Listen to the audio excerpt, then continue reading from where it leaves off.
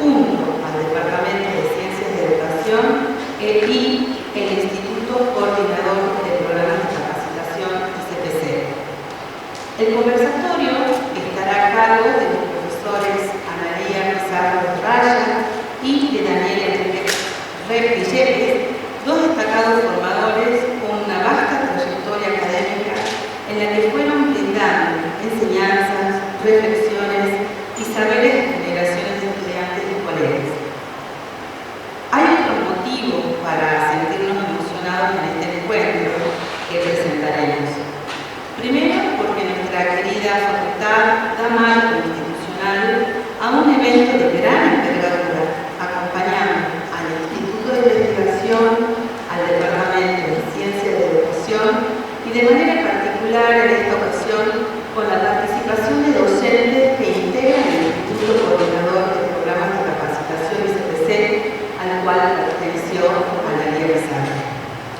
Y al mismo tiempo, también será este momento una oportunidad para expresar un sentido homenaje a las trayectorias y al impacto en las trayectorias de formación. Creemos que este es un espacio ideal para hacer lugar al reconocimiento y puesta en valor de todo lo que nos enseñaron y aún nos enseñan. Primeramente, damos la palabra a la directora del Instituto de Investigaciones en Ciencias de la Educación, licenciada Claudia Ferreiro, seguidamente a la directora del Departamento de Ciencias de la Educación, profesora Paulina Cerizón.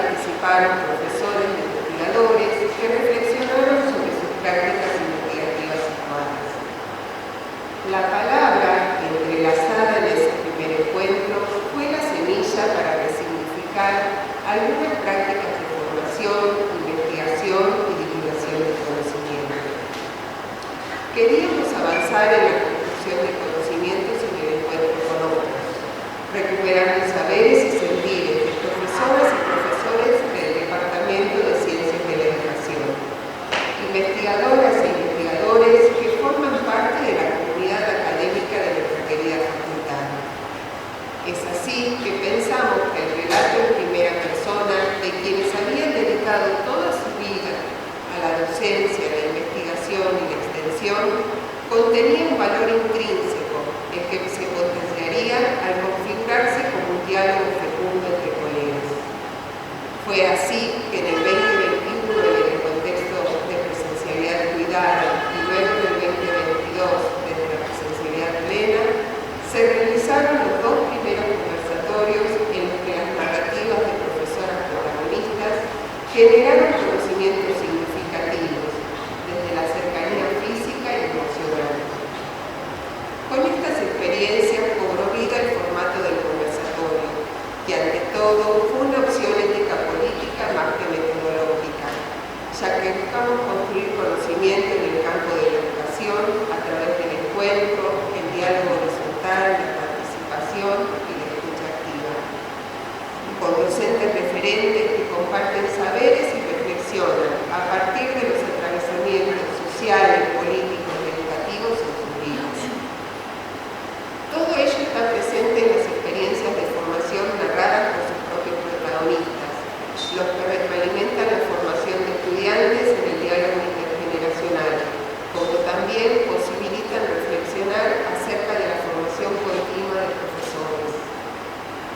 Valoramos el encuentro presencial, pero queremos que estas historias perduren y se constituyan en recursos muy valiosos para quienes están lejos y para las generaciones futuras. De ahí su registro fílmico y su socialización a través de los canales oficiales de la facultad y del instituto. El registro de hoy se hará a través de la productora Lupa.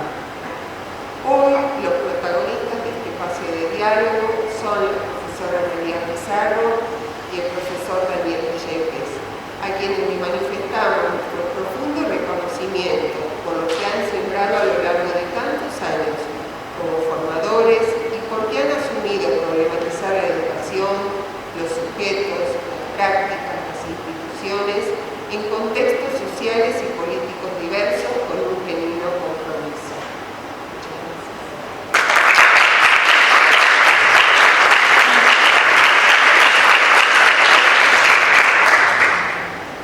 Señora vicerrectora, doctora Mercedes Leal, señora secretaria académica de la Universidad Nacional de Tucumán, doctora Carolina Abdala, señor decano de la Facultad de Filosofía y Letras, profesor Pedro Morín, señora vicedecana, profesora Nelly Cibaldi, secretaria de nuestra institución, queridos organizadores, colegas, estudiantes de la carrera de Ciencias de la Educación e invitados en general. Celebro este espacio de socialización y encuentro que viene tomando distintas formas de gratificar, reconocer, agradecer y recordar a quienes dejan hoy el hacer cotidiano de su desarrollo profesional en las aulas de nuestra facultad para dedicarse a otra etapa de la vida y de sus quehaceres personales. Ellos han transitado periodos difíciles de nuestra historia, así como otros teñidos de esperanza. 40 años ininterrumpidos de democracia en nuestro país nos exhortan a seguir sosteniendo la educación pública, gratuita y libre, así como nos demandan también a profundizar el compromiso de nuestras prácticas de enseñanza y de formación docente con el sostenimiento de la misma, atendiendo además a temas pendientes con respecto a la construcción de una sociedad cada vez más justa e inclusiva.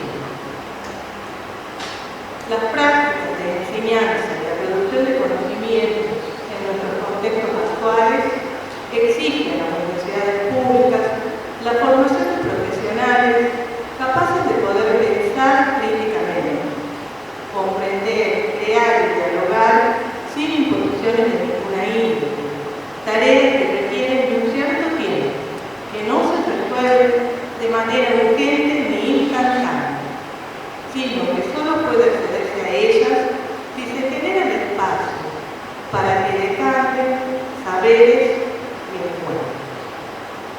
Han sido, son y serán Analía y Daniel referentes y formadores clave para los estudiantes en su transitar académico, aquellos que pudieron compartir sus clases, consultas, tutorías y diálogos en el barrio alrededor y o pasillos en tiempos pre-pandemia o mediante tecnologías de la información en años de pandemia y hoy con la nueva presencialidad.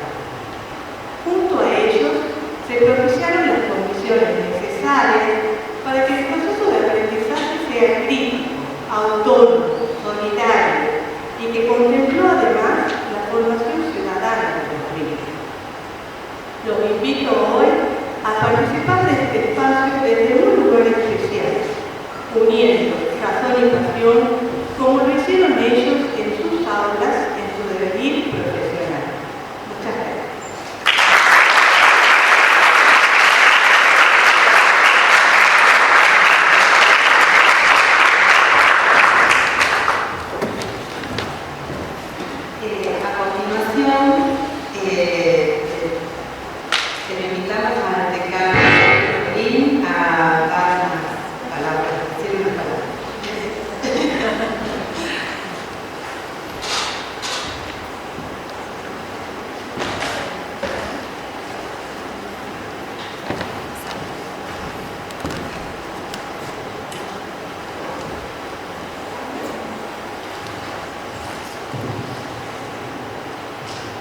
días a todas y todos. Bienvenidos, bienvenidas a este espacio y en esta oportunidad a abrazar a nuestros amigos, colegas,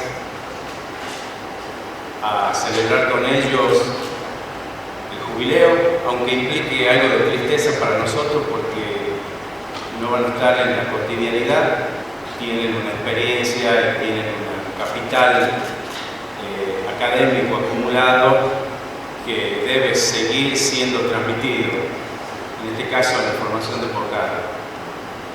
Decía que me alegro de estar acá con ustedes para abrazar a nuestros amigos y que sientan que el abrazo de esta universidad pública a la que dieron su vida, en la que forjaron sus sueños, en la que llevaron adelante el trabajo pedagógico maravilloso de formar jóvenes, haya sido y siga siendo un espacio que los abraza. En estas circunstancias en las que están en juego tantas cosas que amamos desde el intelecto y que amamos desde el corazón, me parece que es una oportunidad más para reafirmar esto que amamos, que es la universidad pública. Dos amigos, dos colegas que se formaron en esta universidad pública y que hicieron toda su trayectoria en ella, que de manera, entiendo, virtuosa, pudieron irradiarla a otras instituciones, en donde se desempeñaron con igual pasión, con igual compromiso. Y fíjense que estoy usando esas palabras, ¿no?, que parecen medio ajenas a lo académico: pasión, compromiso, amor. Porque es eso lo que somos. Edificamos una institución sobre pilares académicos de construcción intelectual, de conocimiento, pero que está profundamente atravesada por el amor y la pasión de lo que hacemos. Y cuando miro a Daniel, mi colega y amigo del alma, y cuando la miro a Analía, que desde el ICPC supo llevar la tarea pedagógica a todos los rincones de la universidad, hasta aquellos rincones donde la pedagogía no pareciera entrar o que tiene tantas dificultades para entrar, veo eso y no puedo sustraerme a mencionarlo. En estas circunstancias, entonces, en donde están en juego todas esas cosas, tenemos que apelar no solo al conocimiento, no solo a lo académico que hemos construido, sino también a eso que llamamos pasión.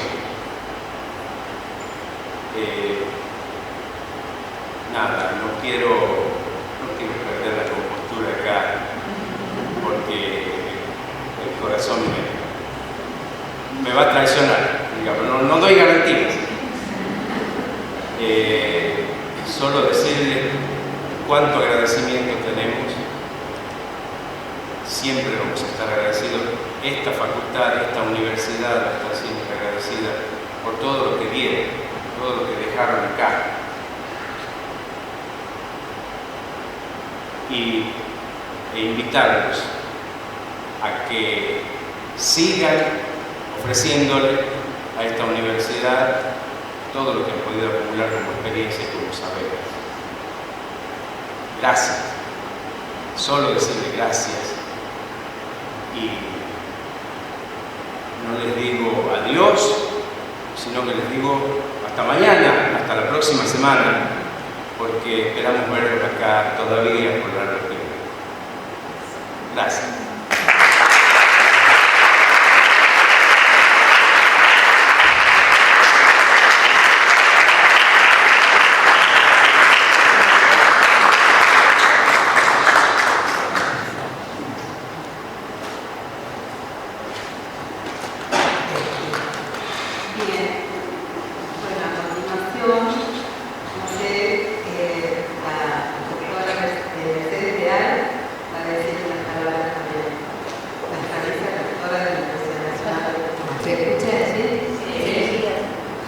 Bueno,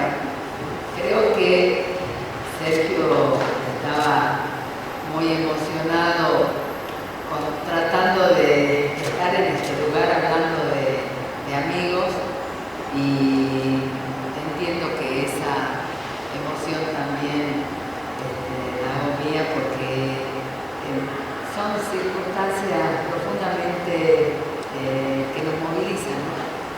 La primera cosa que quiero decir es que felicito por esta iniciativa a la directora del instituto y a quienes trabajaron arduamente para que se pueda realizar este tipo de experiencias, porque son experiencias de profundo reconocimiento de quienes han pasado por esta institución.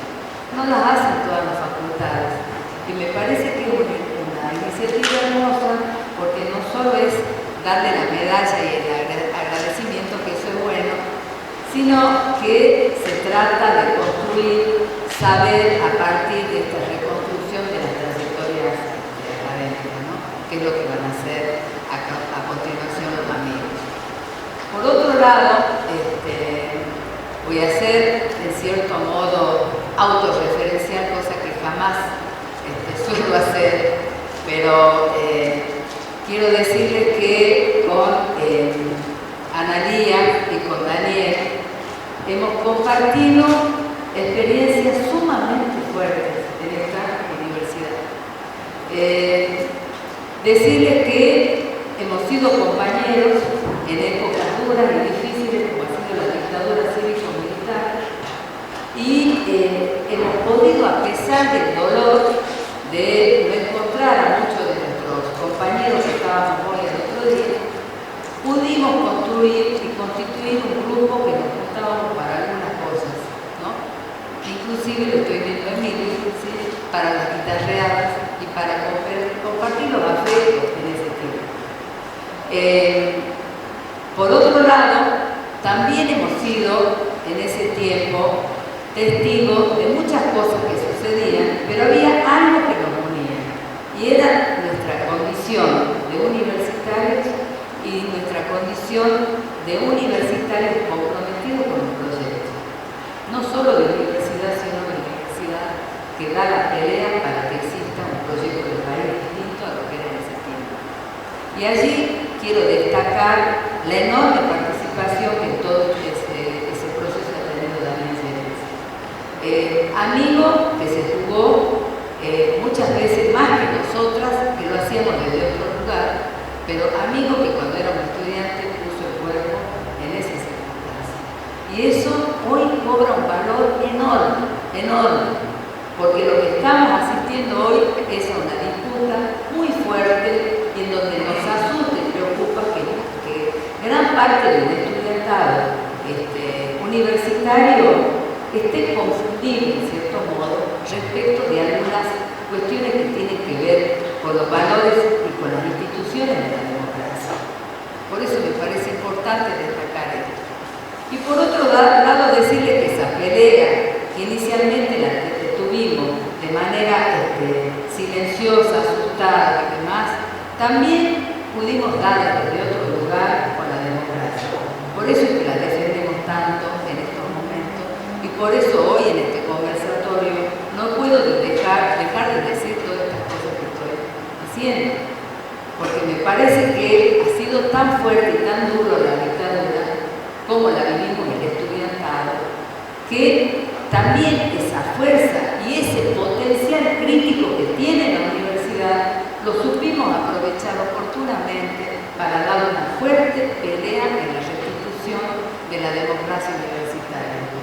Y allí también quiero destacar a Daniel Yepes y allí también quiero destacar a Analía porque fuimos compañeros de un espacio que era el espacio de la pedagogía universitaria, que con eso era un instrumento de transformación de lo que la dictadura había dejado en los planes de estudio, pelear para la restitución de los concursos, pelear para que se haga efectivo la incorporación de los docentes en Santiago, etcétera, etcétera. Entonces son dos amigos que me atraviesan en mi propia historia de vida académica y no podía dejar de referirme a ellos. Quiero decirles que en estos momentos es muy importante la hermandad, la unidad, es muy importante importante que demos la pelea cotidiana. Esto nos interpela porque nosotros creo que nos interpela nuestra condición docente. Y digo, traer acá el modelo de docentes comprometidos que estuvieron dando la pelea acá dentro de las aulas, pero también en la calle. Muchas veces estuvimos en la calle.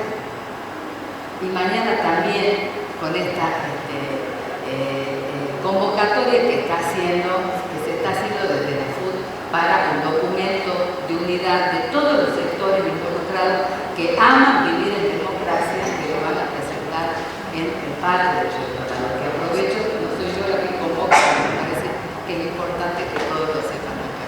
Así que bueno, solo decirles que este conversatorio adquiere un valor de suma relevancia por los acontecimientos que estamos viviendo. Y tenemos que seguir dando la pelea en todos los frentes que sean posibles, porque necesitamos después del domingo seguir reivindicando la democracia, seguir reivindicando la universidad pública, gratuita y co-gobernada. No puedo entender, no podría llegar a entender que algún universitario el día domingo vote a que el proyecto esté en contra de nosotros. No lo puedo entender. Así que bueno, nos queda una tarea y les pido disculpas por haberme referido a esto este día tan hermoso para ustedes, pero me parece que ustedes son ejemplo de universidad pública y por eso los abrazo con mucho amor. Muchísimas gracias.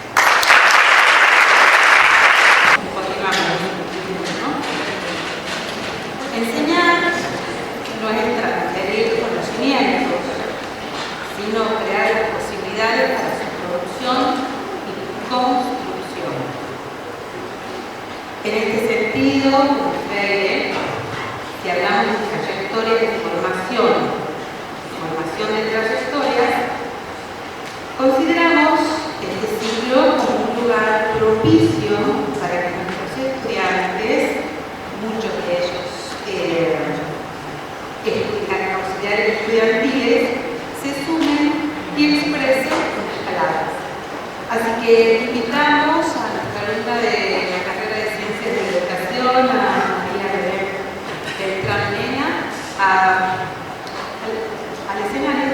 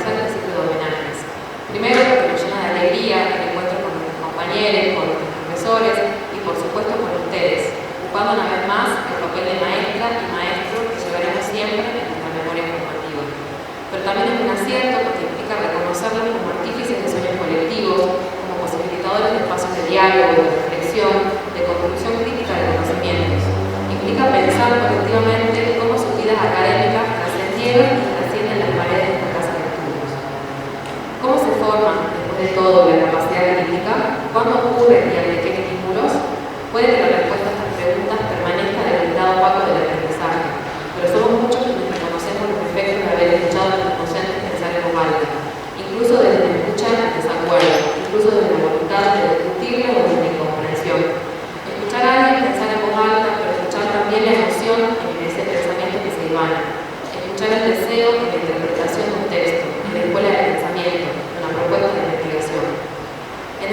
sentido, me parece sumamente importante tratar que los aportes de la querida profesora Analía estuvieron direccionados a investigar, reconocer y atender a la mejora de la calidad educativa universitaria.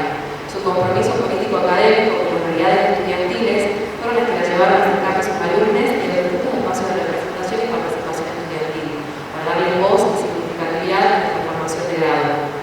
Eso fue sumamente importante para nosotros, porque se nos reconoció desde nuestro lugar de sujetos políticos, protagonistas de nuestra propia trayectoria, la cual no puede ser pensada sin la incidencia de docentes comprometidos con la realidad sociopolítica que necesitamos. Nuestra profe acompañó y sostuvo a numerosos docentes y estudiantes en su tránsito por la universidad, siempre posicionándose en el lugar de la escucha, la empatía y sobre todo el interés genuino por la transformación de la realidad educativa, siempre luchando y levantando las banderas de la educación pública, inclusiva y de calidad.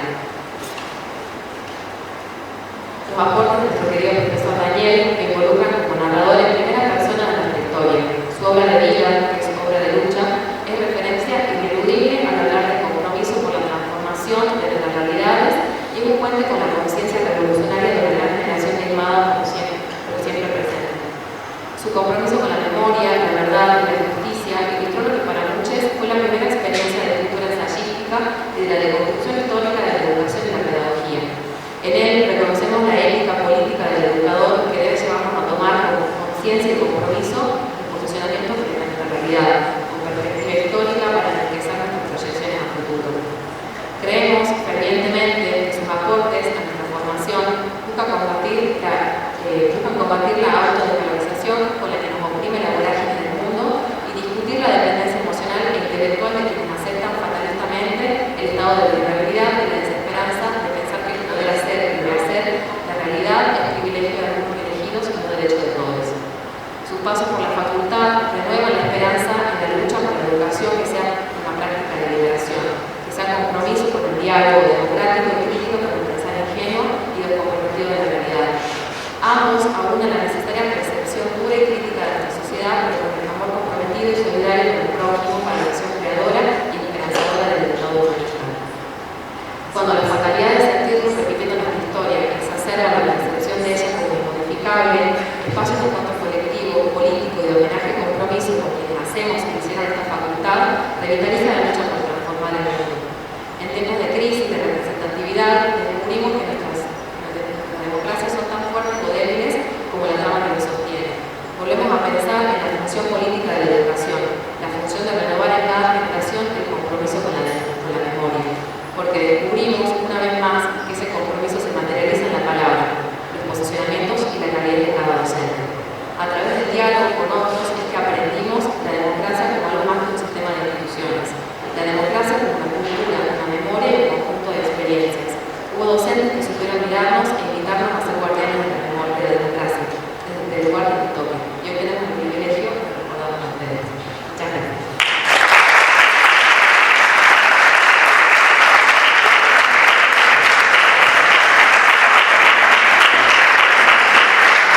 Ahora, sin mayores protocolos, llega el momento de escucharlos a nuestros protagonistas.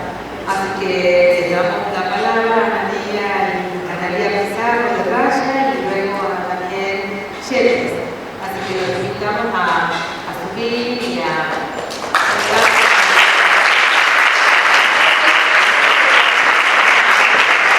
Bueno, estoy por supuesto muy emocionada. Es difícil comenzar este conversatorio después de tanta emoción. Así que vamos a tratar de llevarlo adelante con mi colega y amigo Daniel. Muy agradecida por las palabras del decano Sergio, que me acompañó todo este tiempo, de la vicedecana, de la vicerectora Mercedes, que se tuvo que retirar, pero tuvo compromiso de estar acá presente, de las autoridades presentes, y de todos los colegas de mi familia, de los amigos, estudiantes que están acá en este momento. Cuando me convocaron a participar en este conversatorio, al comienzo les dije a las chicas que no me sentía en condiciones, porque recién estaba saliendo de la facultad, me costaba un poco mirar de lejos mi trayectoria. Entonces, bueno, tuve ahí un momento de indecisión hasta que con las palabras de Lizzy y de Claudia me convencieron. Y bueno, agradezco muchísimo todo este movimiento que hubo, toda la organización de este evento, de mis colegas del SPC que me hicieron emocionar muchísimo con este video. Bueno, quizás falte mucho para decir, pero creo que todo lo que fueron hablando también está plasmado acá en este escrito, que por supuesto cuando decidí hacerlo, digo, voy a escribir porque después no se puede ir olvidando, diciendo otras cosas que nos llevan a lo sustancial de lo que es la trayectoria. Bueno, así que me voy a tomar esa licencia de leerlo, compartir con ustedes la lectura, con Daniel, y después hacemos nuestra conversación.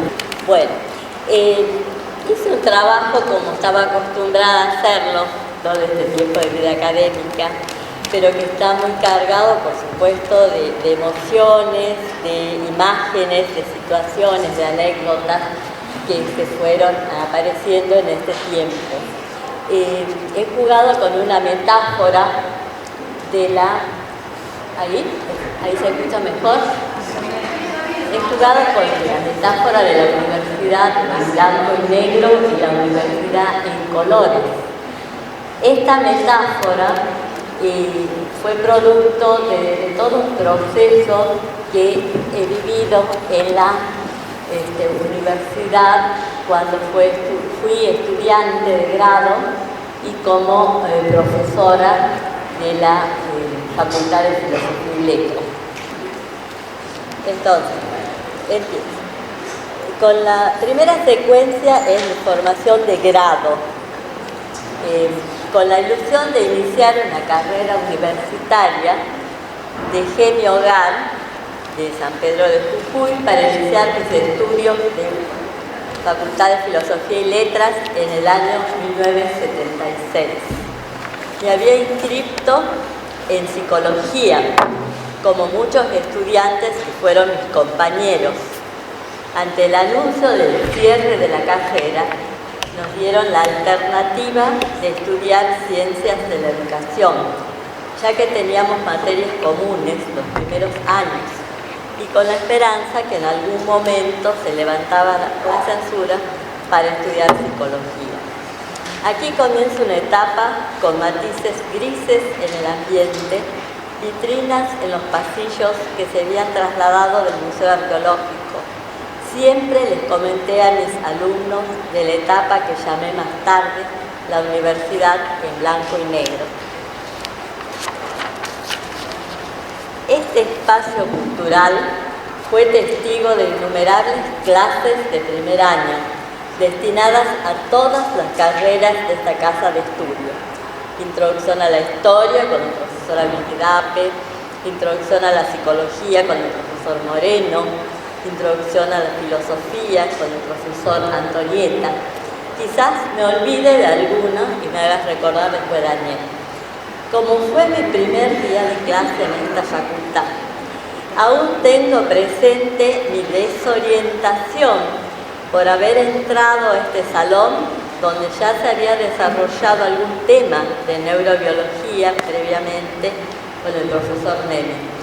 En este momento histórico no teníamos ciclo de iniciación ni ninguna instancia de inserción a la vida universitaria. Venías del secundario y los profesores suponían que tenías que saber abordar la bibliografía que se encontraba en la biblioteca. No había apuntes de cátedra ni fotocopiadora. Sí, el centro de estudiantes se ocupaba de picar esténciles a fin de encontrar una beta de socialización para los compañeros.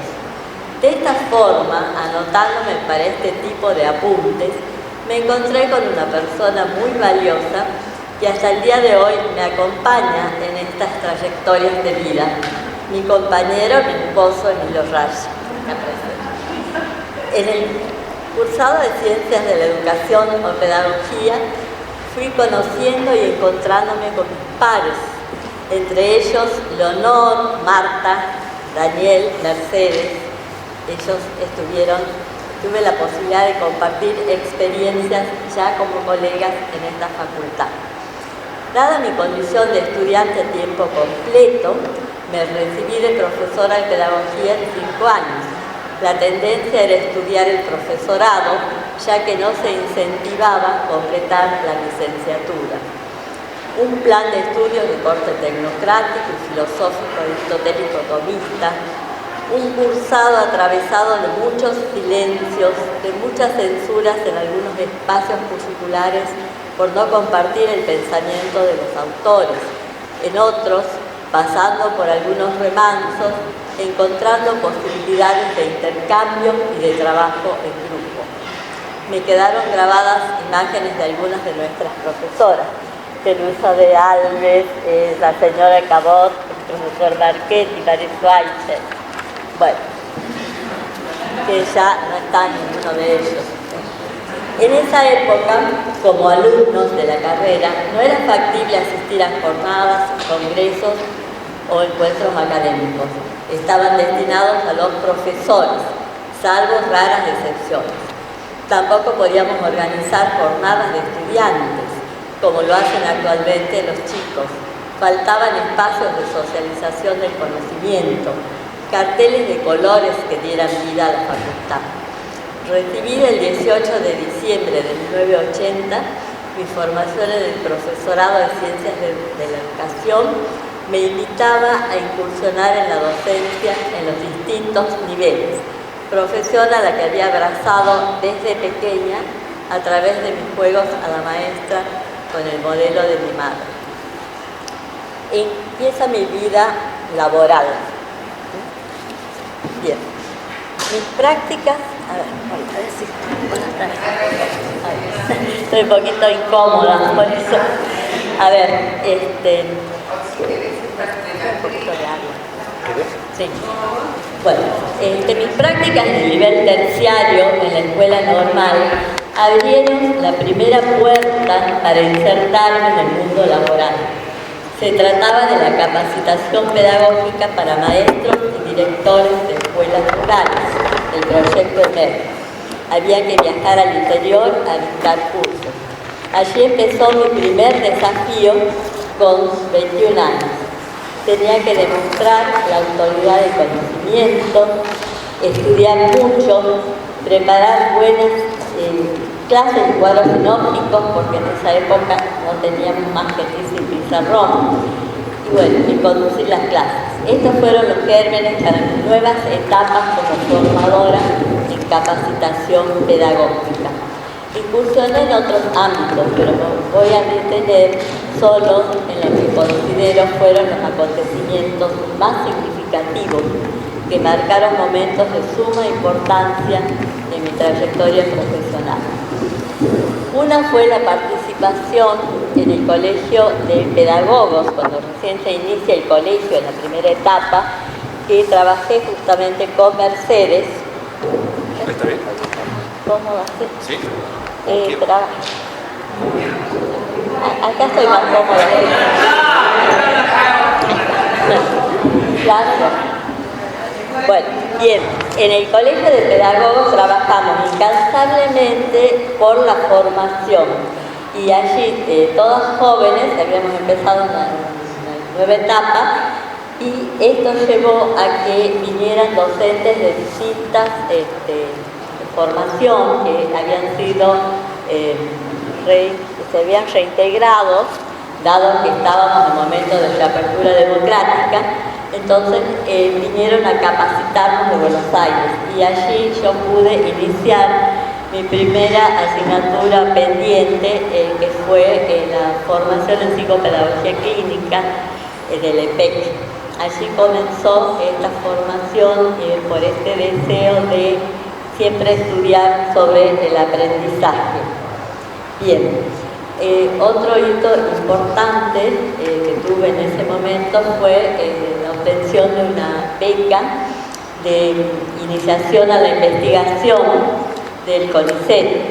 Allí pude formarme a la mano de la doctora Olga Bode Plaza en la investigación de la enseñanza bilingüe, que recién se instalaba acá en Tucumán, y en el Instituto de Investigaciones en Psicología. Eso es como una vuelta ahora al instituto que ha formado Colombia.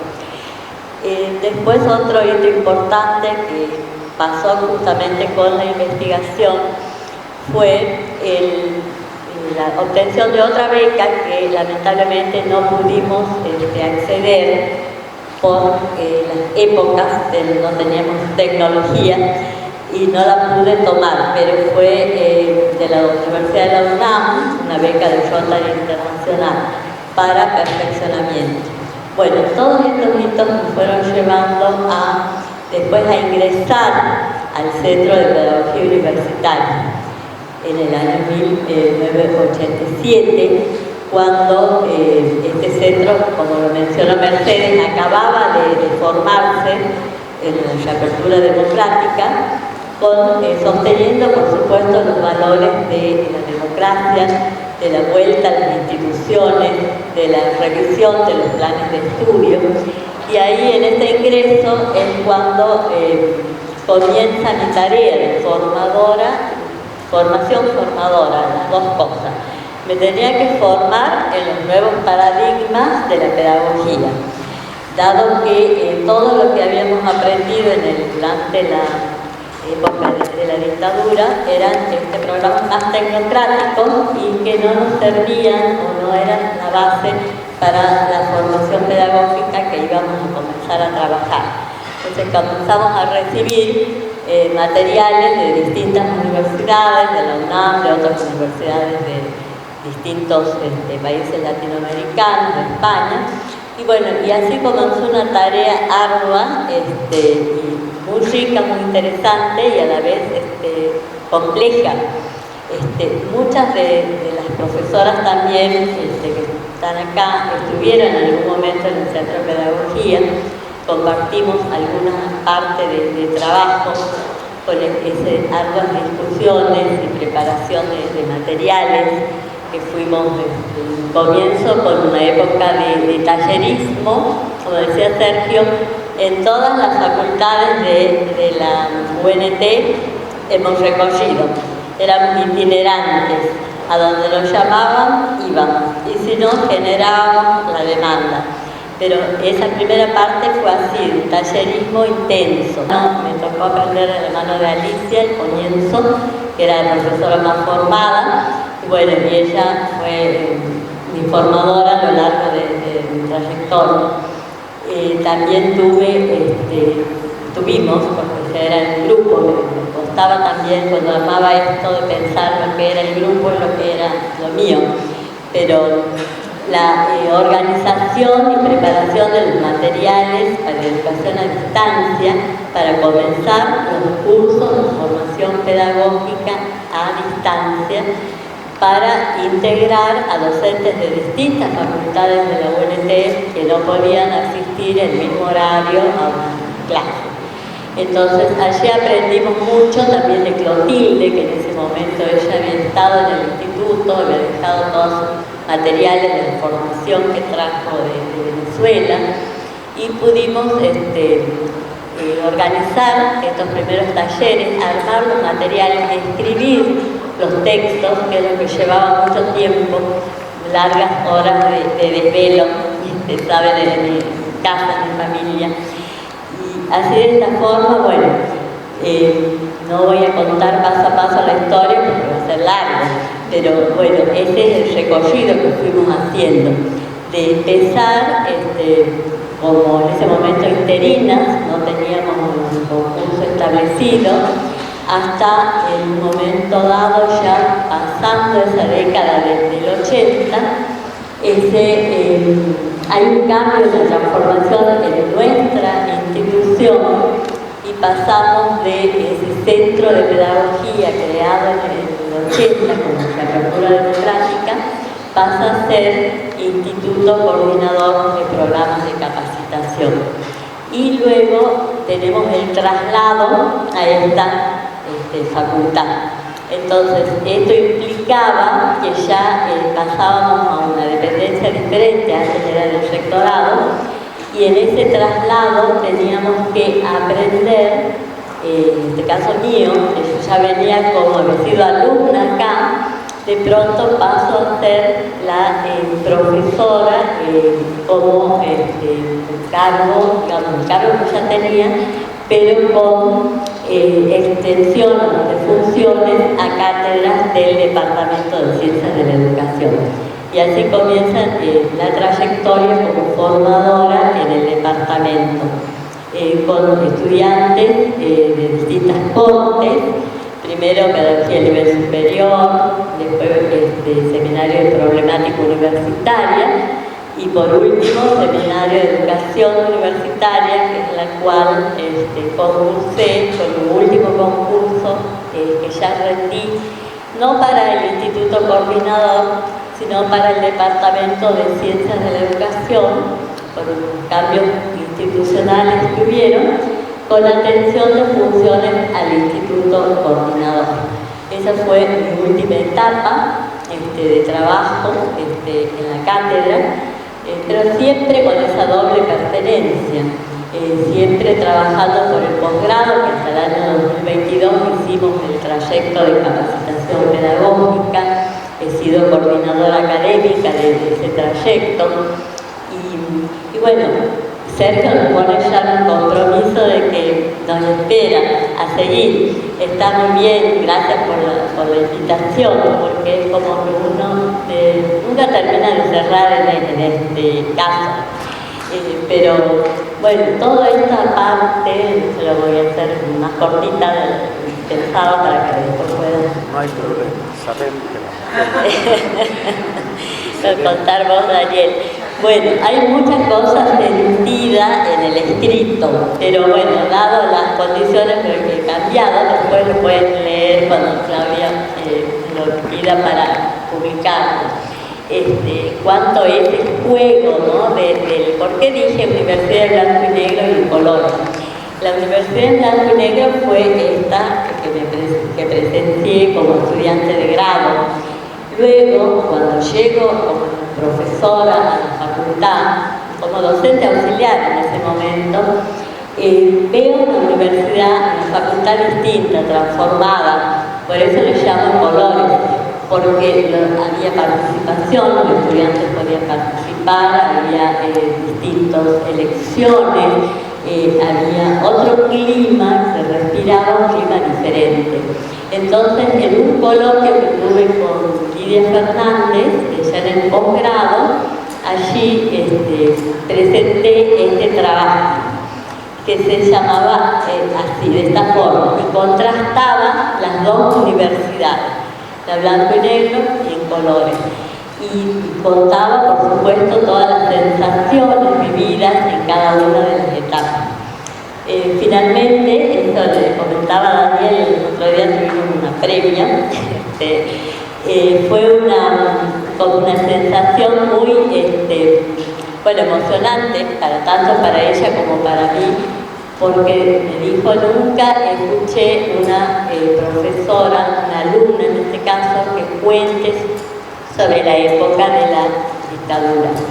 Entonces, fue muy emotivo y yo siempre lo puse en las clases, quizás los chicos me han escuchado varias veces, mostrándoles esa diferencia. Siempre que tenía posibilidades, como decía Belén, les hacía notar que había una diferencia muy grande entre ser estudiantes de una universidad pública, una universidad gratuita, democrática, en contexto democrático. Por ahí no me entendía muy bien esto de la diferencia, porque bueno, tantos años ya los chicos no habían pasado por ese otro contexto, pero sí les hacía ver para que valoren.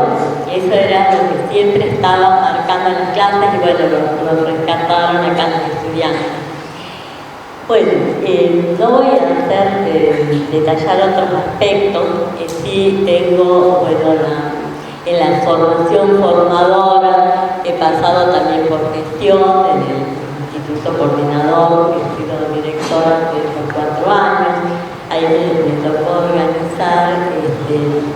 equipo, por supuesto, los 25 años del instituto, también era un acto muy emotivo, el hecho de que se pudo hacer un video con todas las directoras que hasta el momento habían pasado, una entrega de medallas a las directoras y personas que estuvieron también, pasaron por el instituto. Bueno, son huellas, como decía acá en la introducción. Todo esto que estoy diciendo tiene que ver con las huellas, con las marcas, con todos estos recuerdos fuertes que quedaron impregnados ya, bueno, para toda la vida. Y bueno, otras, por supuesto, la investigación tiene una trayectoria larga en distintos proyectos. Después lo podemos conversar con Daniel. Me he iniciado, como les contaba, con el CONICET, pero después seguimos con la profesora Parisi de la UNED de España, con la profesora Alicia Villagra, y actualmente, para no irme del todo, estoy todavía como colaboradora en el proyecto que dirige Mariana Gil sobre las tutorías de la UNT. Entonces ese es el punto que me queda todavía de contacto y de trabajo con la facultad. Bueno, te doy la palabra para que después sigamos conversando. Hay mucho más, bueno, en el posgrado vamos a conversar con vos.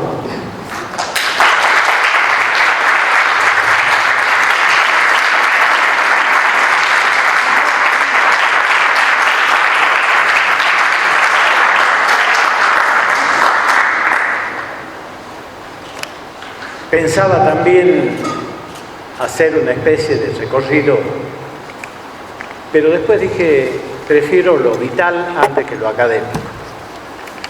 Prefiero mostrar aquello que está implícito en lo explícito del trabajo docente, de lo que ya conocemos y sabemos. Por lo tanto, mis palabras van a estar implícitamente dirigidas, y disculpen, para toda esa galería de chicos, compañeros míos, a muchos los conocí, a muchos los abracé, con muchos tomamos café y hoy no están. Entonces, mis palabras están dirigidas a ellos, a Tito Segura, a todos los que jugaron al fútbol conmigo, los que hicimos, ¿no?, el equipo de fútbol, con 3 no docentes inscriptos en historia, porque nos juntábamos 11 varones en la Facultad de Filosofía y Letras en el año 74, cuando me inscribí en la carrera de historia.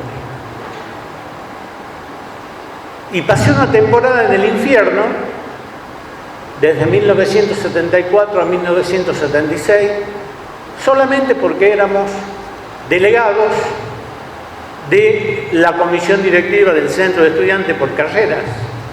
Yo era delegado de historia. Y nos llevaron, después que se asaltó el batallón, ¿no es cierto?, de Catamarca, el batallón de paracaidistas de Catamarca, el 13 de agosto de 1974, nos arrearon a estudiantes de las 13 facultades como si fuéramos burros, como si fuésemos ganado. 105 estudiantes de todos los centros de estudiantes de la facultad y de sus cuerpos delegados arreados a Villa Urquiza. 16 meses en Villa Urquiza, a disposición del Poder Ejecutivo Nacional. ¿Qué habíamos hecho? No sabíamos.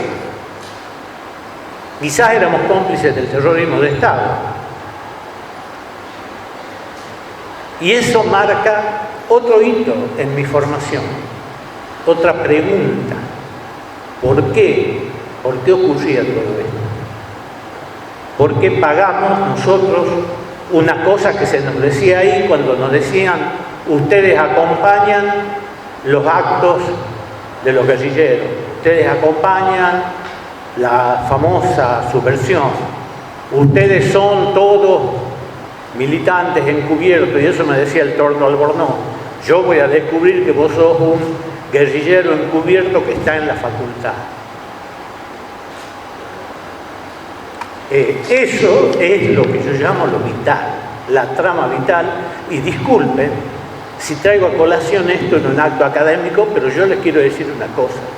La trama vital es lo que nos forma.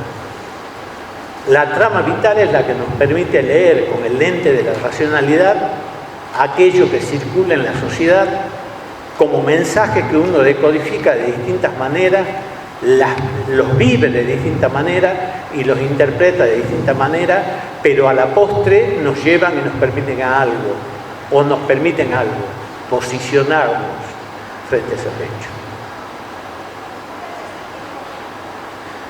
Y venía yo de un colegio que me permitió pensar, que me permitió formarme en la discusión política, participar en el club colegial, pero también veníamos, muchos de nosotros y mucha de mi generación, de dos grandes tragedias que Tucumán no ha resuelto. Ninguno de los gobernadores, ninguno de los gobiernos ha resuelto. Y es el haber perdido su modelo de desarrollo sustentable económico fundamental y que lo transformaba en una de las potencias, en una de las provincias extraordinariamente desarrolladas del norte argentino, los talleres de Tafí Viejo y los ingenios azucareros. Y nosotros, mi generación, en este caso la famosa generación setentista, es hija de esas dos tragedias, es hija de esos dos genocidios económicos. Los talleres de Tafí Viejo eran los más grandes de América Latina y del noroeste argentino. Hoy son ruinas. Los 11 ingenios azucareros y los 5 que después se cerraron de los 70 marcaron la otra trama de nuestro paso vital por lo que fue para entonces, para mí, el secundario. Con todo ese bagaje llegué a la universidad, con todo ese bagaje llegué a Filosofía y Letras en el 74, donde se abría otra trama de Pandora, se abría otra caja de Pandora, se abría otra tragedia que nos aprestábamos a vivir. Y cuando salí, 10 de febrero de 1976, faltaba un mes para el golpe. ¿Qué nos dijeron todos? Chicos, nos inscribimos. Estaba el famoso Emilio, también está acá. Estaban los planes de estudio en vitrales de vidrio, ¿no? Y había uno que tenía 2 crespones negros cruzados. Decía, carrera clausurada. Y cuando uno miraba, ¿qué carrera era? Psicología. Clausurada hasta 1983. Entonces muchos, entre los cuales me encuentro, dimos un paso a la izquierda, siempre a la izquierda. Y estaba Ciencias de la Educación. Y mirábamos qué materias de psicología tenía la carrera de Ciencias de la Educación. De hecho, muchos de nosotros, entre ellos mi compañero y amigo Emilio, esposo de Analía, esperó con el tiempo y estudió psicología. Otros de nuestros compañeros se fueron a Buenos Aires, fundamentalmente, a estudiar psicología. Y muchos de nosotros nos quedamos y descubrimos que la educación es una cosa apasionante. Descubrimos que la educación es el fundamento a través del cual se organizan procesos como este que ahora se quiere suprimir. Y fíjense que en esta diacronía que estoy organizando como una sincronía histórica de los hechos que se atraviesan, tiene mucho que ver con el hoy. Porque en ese momento, ¿qué nos dijeron a nosotros? A los que teníamos antecedentes. ¿Qué nos dijo el secretario académico? Nunca me voy a olvidar, el sordo García, que escuchaba lo que quería y cuando quería no escuchaba. Y nos dijo, ustedes quieren seguir estudiando, y él se refería, sabía muy bien a quiénes se refería. Bueno, tienen que traer certificado de buena conducta y van a pagar aranceles. Imagínense a mí volviendo, ¿no?, a ese lugar a pedir certificado de buena conducta en julio de 1976, cuando se instaló el arancelamiento universitario. Y así marché a un exilio interior transformado en agricultor. Me fui a Izcallacu, porque después que me atraparon nuevamente ese año, me dijeron, esta es la última, la tercera no volvés a salir. Y esa vez caímos con Emilio, porque estábamos tomando un café en un bar que era de un milico y nos burlábamos de los poemas que habían escrito, poemas horrorosos, sobre, ¿no es cierto?, el teniente Verdina, el capitán Cáceres, y nosotros ilusos nos comentábamos y reíamos y no sabíamos que estábamos rodeados de delatores. Entonces, ¿qué dijeron? Che, hay 3 subversivos que se están riendo de nuestros héroes del Operativo Independencia. Eso fue diciembre de 1976. Marché 4 años al exilio interno. Ahí aprendí cómo se produce soja. Ahí conocí la vida de los hacheros. Ahí pude ver el sufrimiento de la gente, el dolor de vivir en choza, el dolor de las mujeres con los hijos a la espalda arrancar el poroto. Ahí pude ver a esos proletarios, a esa gente común, que cuando hablamos del estado de bienestar parece que es una colcha corta que no les alcanza, porque cuando se tapan los pies se destapa la cabeza, y cuando se destapan, ¿no es cierto?, la otra parte del cuerpo, esos beneficios, esos derechos de los cuales hablamos parece que nunca les llegan. Ahí pude ver, ¿no?, lo horripilante que era ver mujeres cazar cascabeles para comer.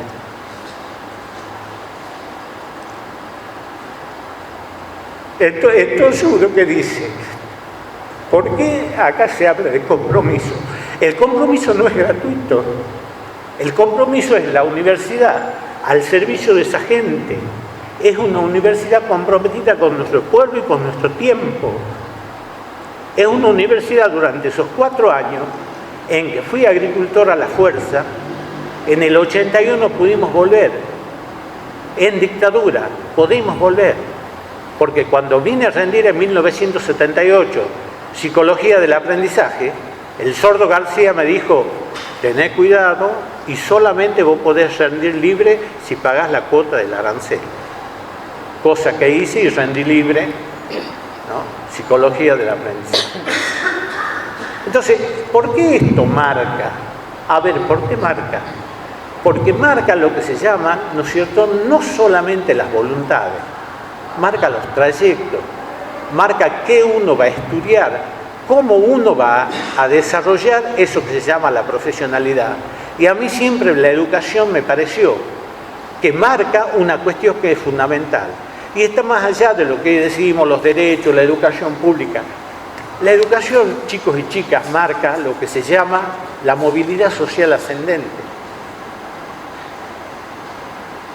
Marca eso de que no hay fatalismo de cuna y clase en este país. Marca eso de que, aunque sea hijo de albañil, o en mi caso, que soy hijo de un obrero de YPF, semi-analfabeto y que tocaba el bandoneón, ¿no?, he llegado a donde he llegado. Y eso, por eso vienen ahora. El psicótico que se plantea querer ser presidente y quienes lo siguen atrás, que son los peores, no vienen por la educación pública, todo esto que decimos que son clichés, vienen por un hecho social trascendente en la historia de los argentinos y en la formación de nuestro Estado-nación y en la conformación de las relaciones sociales de producción y trabajo, que se llama movilidad social ascendente, que se llama erradicar los fatalismos de cuna y clase,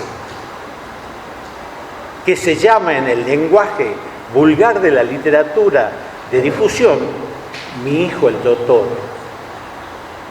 Vienen por eso, vienen para que seamos un país estratificado o un país donde ir a la universidad sea lo que nos marca el modelo educativo del norte, el modelo anglosajón de la educación.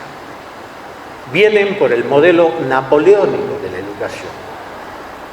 de una universidad que cuando entrega un título, entrega título habilitante y donde el grado es poderosísimo y donde nosotros sin crítica hemos herido ese modelo napoleónico de educación en los 90, cuando en pleno menemismo hemos adoptado sin crítica el modelo anglosajón de la educación. Y hemos hecho una melcochea que le ha quitado al paradigma esencial de la educación superior universitaria, en muchos aspectos, su identidad. Tenemos un híbrido, pero el grado que es esencial, el grado que es fundamental, el grado que es articulador de profesiones, el grado habilitante sobre el que no hay que pagar, como en otras universidades, donde cada 3 años, 2 años tenés que pagar el título habilitante, es lo que está en peligro y en riesgo. ¿Y qué es el grado? ¿Saben cómo se llama el grado? Se llama la herencia inmaterial. Es otra cualidad por la que viene. La herencia inmaterial es aquello que tenemos como herencia, no los que tienen propiedades, no los que tienen tierras, no los que tienen riqueza material. La herencia inmaterial es eso que se cuelga como diploma en la pared. La herencia inmaterial es lo que te da tu intelecto. La herencia inmaterial es aquello que logramos con nuestro esfuerzo. Y vienen por eso, vienen por nuestro territorio, vienen por la extensión enorme de un sistema lacustre no contaminado del mundo, que es el sistema lacustre de la Patagonia. Entonces, fíjense cómo se entrelazan las historias de vida, las conmociones de nuestro país, con este discurso y esta circunstancia que tenemos hoy acá. Y hoy tenemos una circunstancia que prueba otra condición que nos da la herencia inmaterial, la condición de ciudadanía. ¿Somos una ciudadanía comprometida con nuestro pueblo, con nuestro tiempo? ¿O somos una ciudadanía que solamente alimenta nuestro ego, de creernos profesionales exitosos, de creer que vamos a triunfar en la vida, porque cuando triunfamos en la vida somos nosotros, y cuando nos va mal somos un país de mierda? Entonces, esas preocupaciones son las que han atravesado mi vida y las que yo las he entrelazado con mi formación. Y no solo con mi formación de grado, sino con toda mi preocupación puntual por especializarme en una visión educativa endógena, en una visión educativa donde nosotros seamos los relatores omniscientes del conocimiento, donde nos alejemos del eurocentrismo decadente, de repetir libros escritos por otros, de tener cero creatividad, de no hacerle un adecuado homenaje a Freire cuando decía, ¿qué es la educación?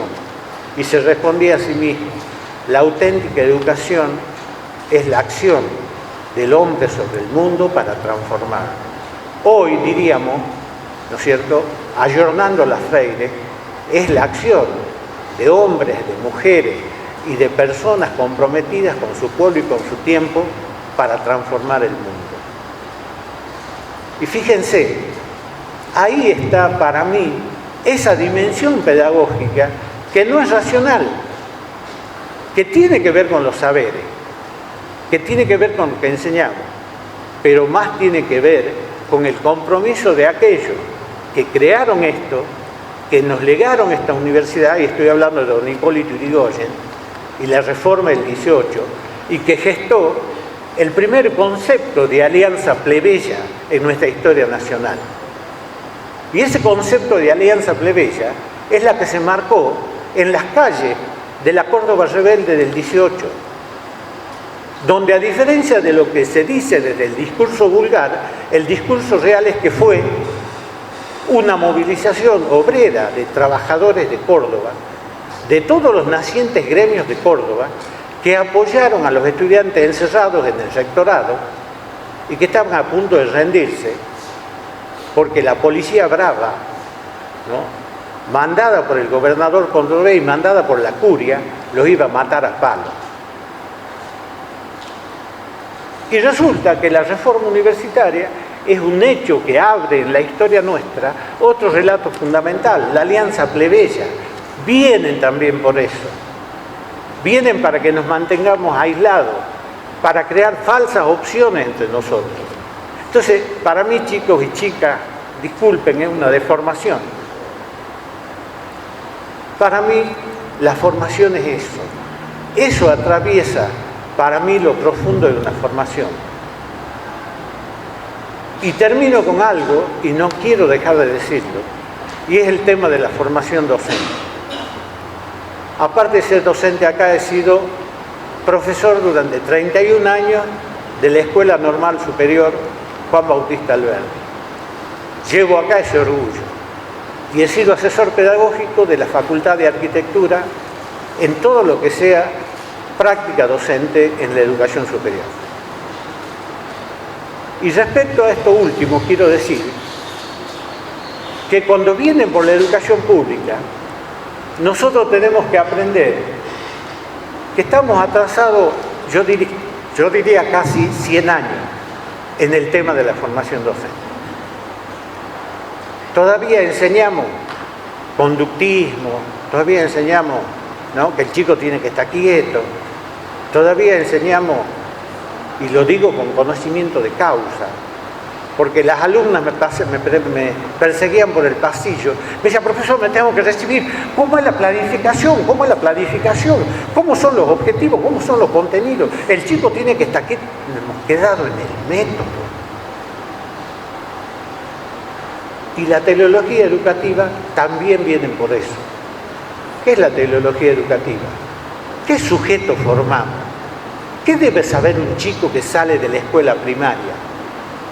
¿Con qué nivel de conciencia tiene que egresar? ¿Cuáles son las preguntas que actualizarían la formación docente? ¿Saben cuáles? El qué, el por qué, el cómo y el para qué. La esencia de una filosofía de educación profundamente dialéctica, profundamente endógena y enraizada con nuestros propios saberes. El qué son los saberes, el qué enseño. Es básico empezar a debatir eso. El para qué enseño son los objetivos. El objetivo es que el chico esté quieto, que repita la lección de memoria, que practique la orología institucionalizada o que piense y descubra el mundo que los rodea. Que sepa que un docente hoy, al inicio del siglo XXI, antes que nada es un agente cultural y un intelectual de la educación, pero no de una educación abstracta, de una educación profundamente latinoamericana, mestiza, regional, endógena. Una educación donde nosotros seamos los relatores omniscientes, donde nosotros escribamos nuestros propios contenidos, pero no mirando allá al otro lado del océano, no mirándolo a los griegos.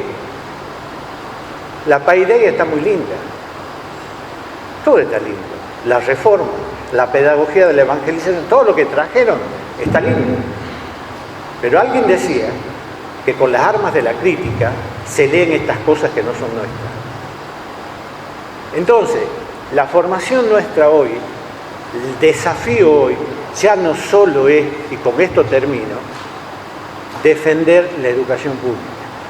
Ese es el desafío. El compromiso es transformar esa educación pública en una herramienta que no nos permita ir a un balotaje donde la mitad de la población alienada vota a su propio asesino. Vota a ese que lo va a suprimir. Porque nadie se explica cómo yo en el 95 lloraba en los rincones de la escuela cuando la mitad del magisterio de la escuela normal estaba contentísimo porque el genocida había ganado las elecciones. Y vos decís, maestras normales, ¿cómo? Sí, y llegaban desde ATEP las estadísticas. La mitad de la docencia tucumana lo había votado a Bussi para que no gane el peronismo. Entonces esto no viene de ahora, pero sí viene como una interpelación a nosotros los educadores. Nosotros los educadores nos tenemos que preguntar qué está pasando en el sistema. Y al sistema no solo hay que defenderlo desde lo cuantitativo, desde la oferta, de todo eso que hablamos ahora, gratuito, no. Tenemos que empezar a meternos en la dimensión cualitativa del sistema, en lo que transcurre en las aulas, en los saberes que circulan, y ese es el desafío. Y digo lo último, yo no me fui, ni me voy a ir, porque pertenezco a un estamento que se llama el estamento de los egresados. Y nosotros, los jubilados, somos egresados en funciones. Pertenecemos a la comunidad universitaria. Las palomas en la Plaza Urquiza se cagarán de hambre, yo no les daré de comer. Muchas gracias.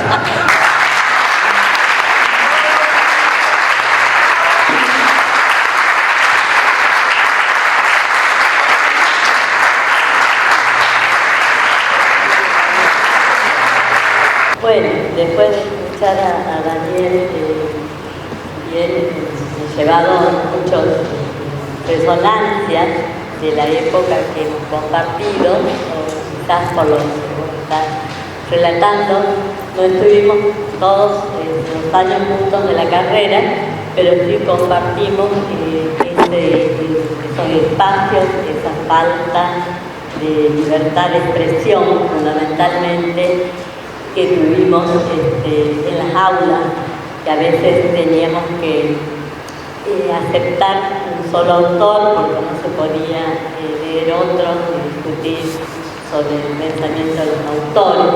Bueno, todo esto ha quedado grabado, no solamente como recuerdo, sino en todos los sentimientos, para poder llevar después a un cambio, una modificación en ese lugar en el que después hemos transitado ya como docentes.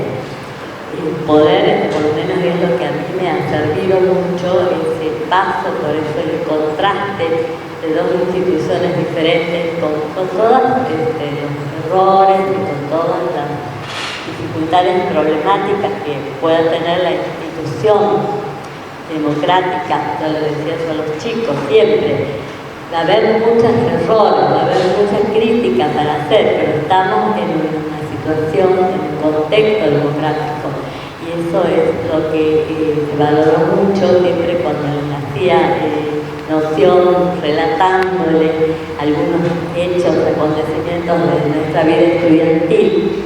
Bueno, veía también el paso del tiempo, ¿no? Es decir, bueno, ya estamos allá lejos, estamos hablando de 40 años atrás. Recuerdo cuando estudiaba en la carrera de grado, en Lusa, decía, hay que terminar rápido esos 5 años para recibirme y no estudiar más. Por favor, después de todo un cambio, toda la vida estudiando, y no me quejo, porque es lo que más me gusta, y ya estoy viendo qué voy a estudiar ahora en estos tiempos que me quede libre. Bueno, ha sido muy emocionante escucharte, volverte a escuchar, recordar de clases que estuvimos juntos como compañeros de grado. Después, por supuesto, también hemos transitado ya como colegas en distintos espacios, en el departamento, en una charla. Pero sí, me ha impactado, me ha emocionado mucho. Y cuento lo último, cuando vos dijiste de estos compañeros que nombraste a Tito Segura, fue él uno de las personas que me incentivó a estudiar psicología, porque él vivía en San Pedro de Jujuy. Así es. Y llevaba, me conoció, y cuando yo estaba en el secundario, los apuntes de las clases de psicología social. Entonces me los llevaba para que yo lea y me entusiasme. Eran clases de trasero. Bueno, entonces yo estaba muy entusiasmada con esa línea, con estudiar psicología, con descubrir la psicología social. Bueno, y así compartimos un poco con él. Un día viajamos juntos, cuando yo volví, pregunté por él y no volvió más. Así que fue muy duro también. Teníamos 3 áreas de trabajo, me había dado la suya, en el psicopedagógica. En el caso mío estoy en el área sociopolítica, tenemos otra que tendrá que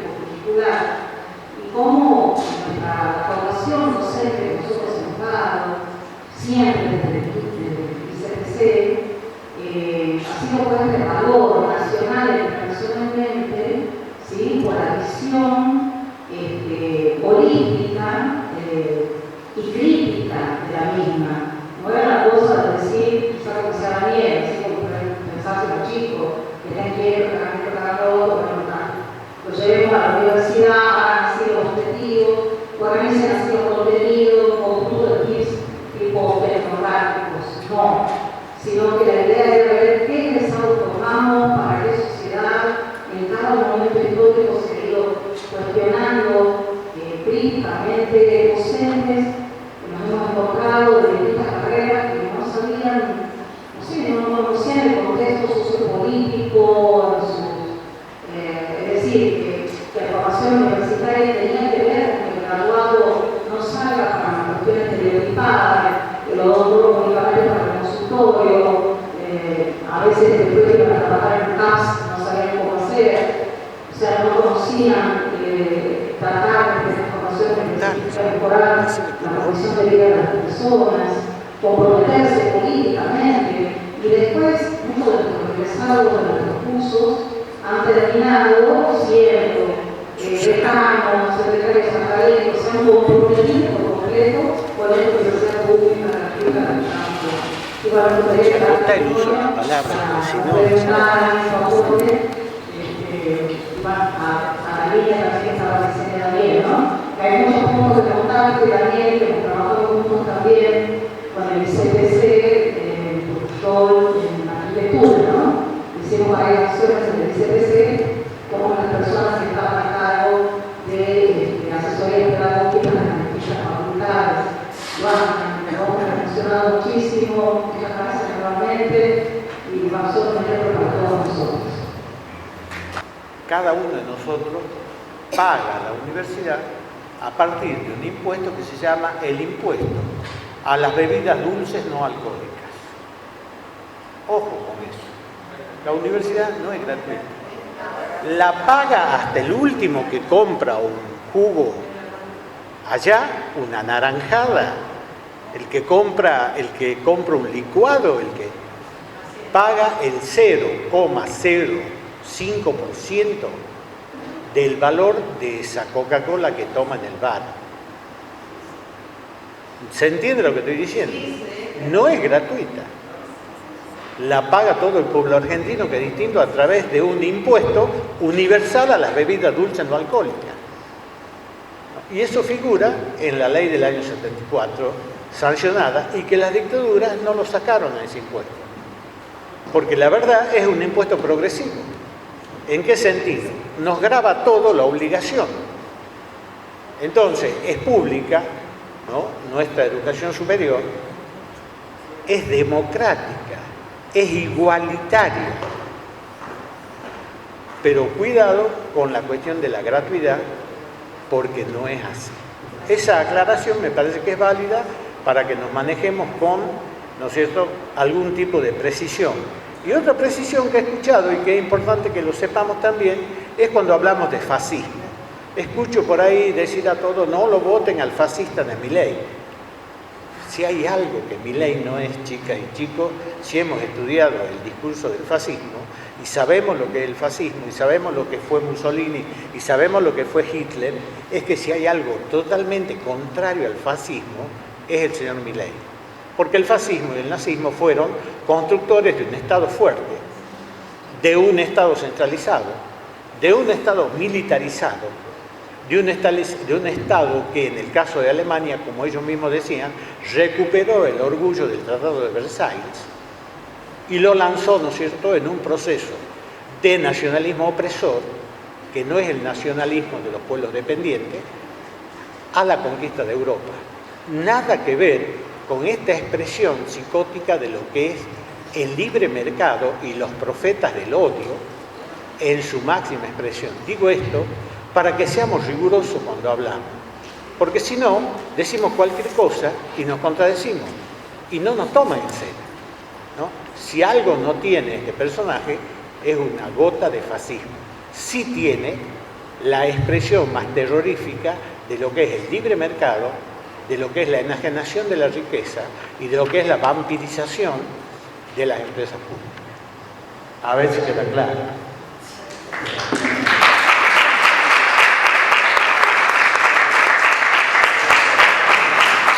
Pasamos por todos estos procesos ideológicos que quiero dejarle un mensaje a los estudiantes que todavía están presentes, que respecto a lo que es investigación, a lo que el Instituto de Investigaciones preparó con el departamento, que no dejen de investigar, de hacer sus tesis, de hacer sus trabajos para presentar en congresos y de hacer el proceso de la publicación, porque es la experiencia que he vivido al final de la carrera académica, poder llegar después de tanto tiempo de trabajo, no solo publicar para que salga un libro de publicación digital, sino para poder difundir, para transferir, para que el conocimiento no quede encerrado en las aulas, en el escritorio, en la computadora.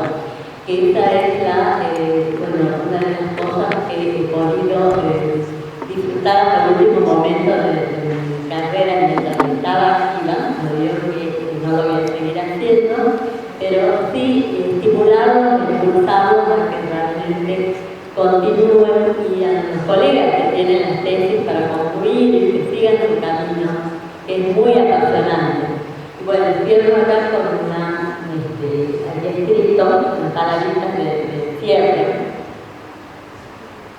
dice así: en este ir y venir, anudando acciones de formación y formadoras, me devuelven imágenes de un juego de mamuscas donde intervinieron las sucesivas cortes de grado universitario, un abanico de destinatarios de posgrado de diversas disciplinas y carreras, de un entramado de múltiples colores y texturas a seguir construyendo y resignificando con las nuevas generaciones. Itinerario es el camino que se transita por distintos recorridos con el fin de lograr algunos propósitos. Expresándolo metafóricamente, requiere una guía de viaje para favorecer múltiples puertas de entrada y rutas de construcción. Eso es en lo que traté de seguir en todo este tiempo. Muchas gracias.